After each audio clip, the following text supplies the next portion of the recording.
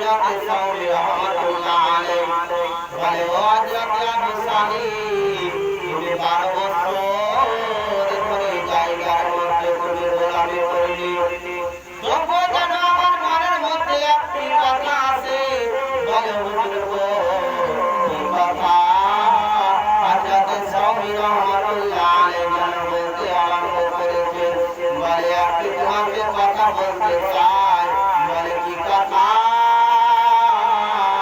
আপনি আমাকে বলুন আপনার কথা মতো আমি যেন চলবো বুজুর্গ আপনার একটি আপেল খাওয়ার জন্য আমি কিছু চিন্তা ভাবনা করিনি আপনার 1 বছর নয় 2 বছর নয় আমি 12 বছর ধরে গোলামি করলাম বুজুর্গ আর কি করতে হবে আপনি আমাকে বলুন আর সে কাজে আমাকে আপনি